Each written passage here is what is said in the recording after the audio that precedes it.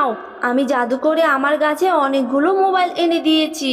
তুমি এখান থেকে যতটা ইচ্ছা ততটা মোবাইল নিতে পারো। আমি তোমাকে সব। কি রে তিতি, তুই এখানে কি করছিস? বসে বসে মোবাইল দেখছিস? কয়দিন ধরে তুই খেলতে আসিস না কেন? চল আমরা গিয়ে কানামাছি খেলি।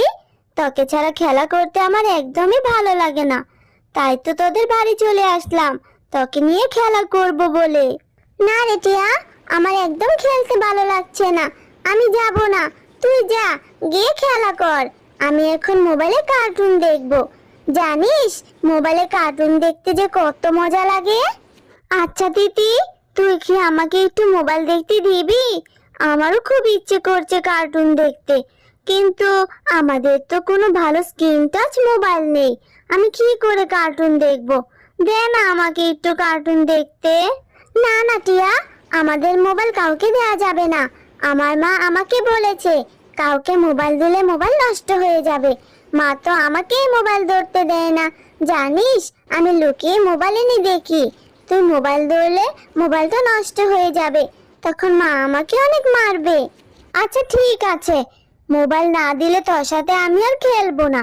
আমি বাড়িতে গিয়ে এক্ষুনি মাকে বলবো আমাকে একটা মোবাইল কিনে দিতে। মা আমাকে একটা মোবাইল কিনে দিবে, তারপর আমিও অনেক কার্টুন দেখবো। তুই অনেক পচা, তোর সাথে আমি আর কোনোদিন খেলবো না। তুই আমাকে একটু কার্টুন দেখতে দিলি না তো?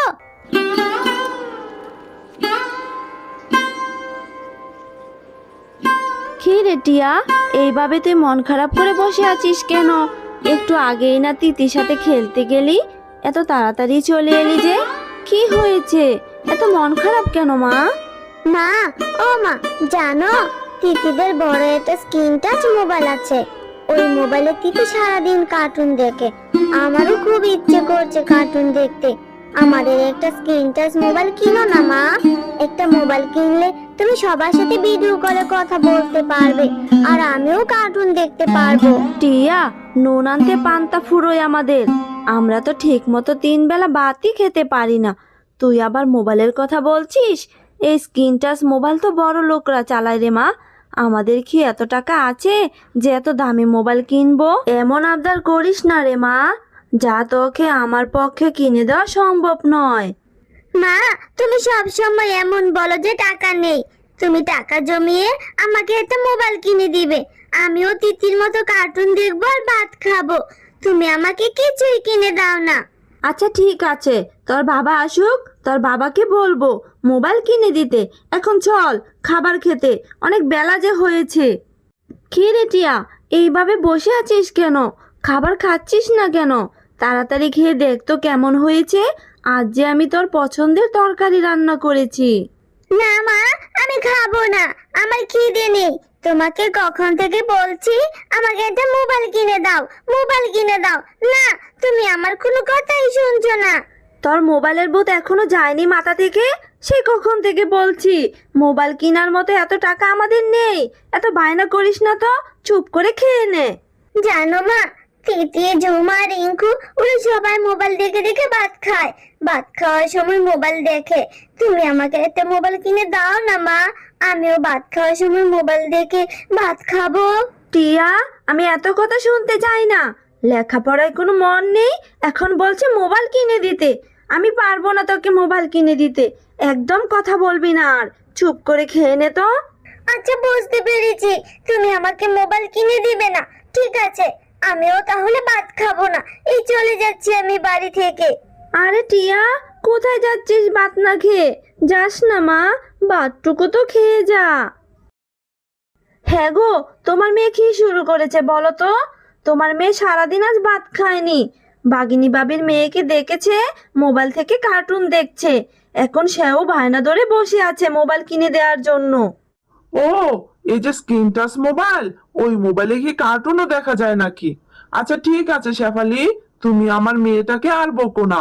আর মা টিয়া, আমার কাছে তো এখন কোনো টাকা নেই। আমার টাকা হলে তোকে একটা মোবাইল কিনে দিব, তখন তুই কার্টুন দেখিস রে মা। তুমি এতগুলো টাকা কোথায় পাবে? আমাদের সংসারটাই তো কত কষ্ট করে চলে, আর তোমার কাছে যে জমানো কোনো টাকাও নেই। আহ গিন্নি, তুমি এত চিন্তা করো না তো।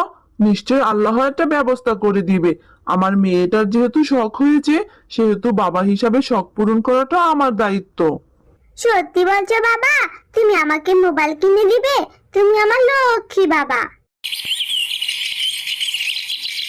মা টিয়া, তুই বাড়িতেই থাক, আমি একটু বনের দিকে যাচ্ছি, দেখি বন থেকে কোনো ফলমূল পাই কিনা। মা, আমাকেও সাথে করে নিয়ে যাও না। আমারও যে বনে ঘুরে ঘুরে ফল টোকাতে খুব ইচ্ছে করছে। আমাকেও নিয়ে যাও না মা। না রে মা, তোকে কি করে নিয়ে যাব? ওই জঙ্গলের মধ্যে যে অনেক ভয়ানক জীবজন্তু থাকে, ওখানে তোকে যেতে হবে না। আমি তাড়াতাড়ি করে ফল নিয়ে চলে আসব, তুই বাড়িতেই থাক।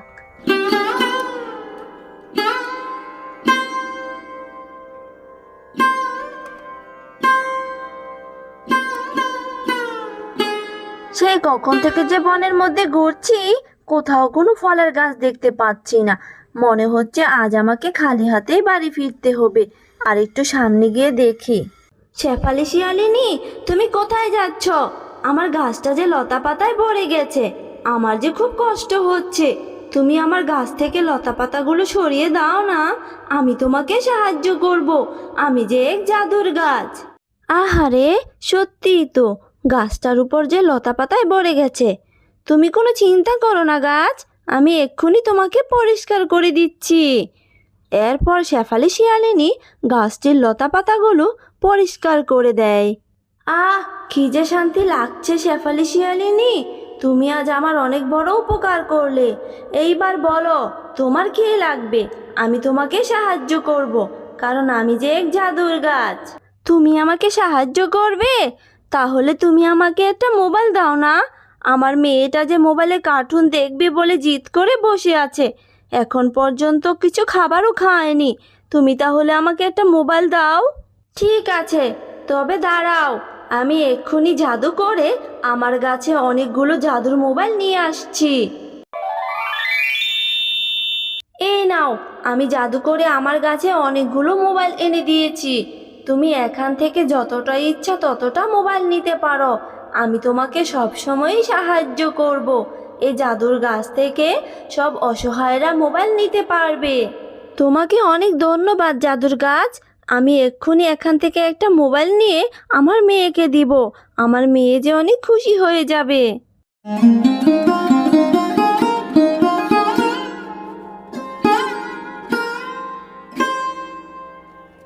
টিয়া, মা টিয়া, কোথায় গেলি তুই?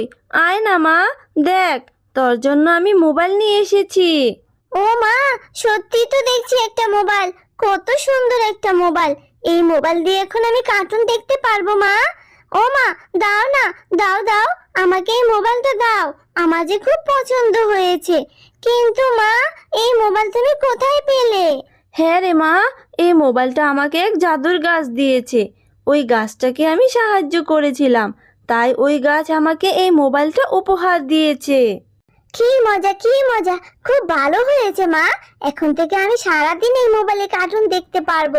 আমি ভাত খাবো আর কার্টুন দেখবো। অনেক মজা হবে, তাই না মা?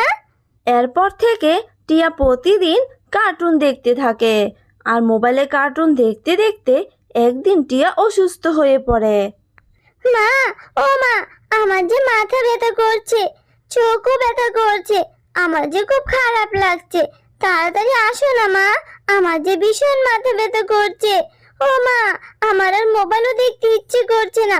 আমি আর কার্টুন দেখবো না মা, আমি আর মোবাইলও দেখবো না। টিয়া, তুই এসব কি বলছিস? তাহলে কি এই জাদুর মোবাইলের জন্য এইসব হলো?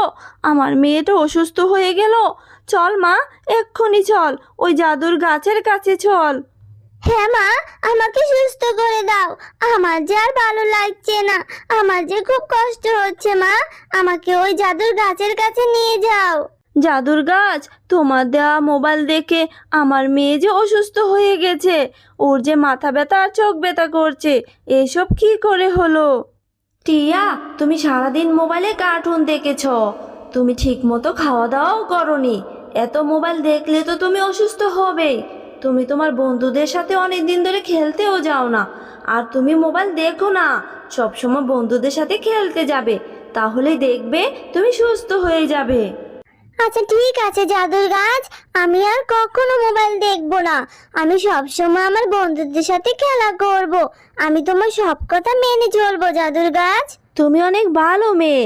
আজকে থেকেই তুমি তোমার বন্ধুদের সাথে খেলা করবে। তুমি আর কখনো মোবাইল ধরবে না। এরপর থেকে টিয়া সব সময় তার বন্ধুদের সাথে খেলা করেই সময় কাটাতো। টিয়া আর কখনো মোবাইলে কার্টুন দেখবে বলে বায়না ধরতো না। হ্যালো বন্ধুরা, গল্পটি ভালো লেগে থাকলে চ্যানেলটি সাবস্ক্রাইব করে দিও আর পাশে থাকা বেল আইকনে প্রেস করে আমার পাশেই থেকো। ধন্যবাদ সবাইকে।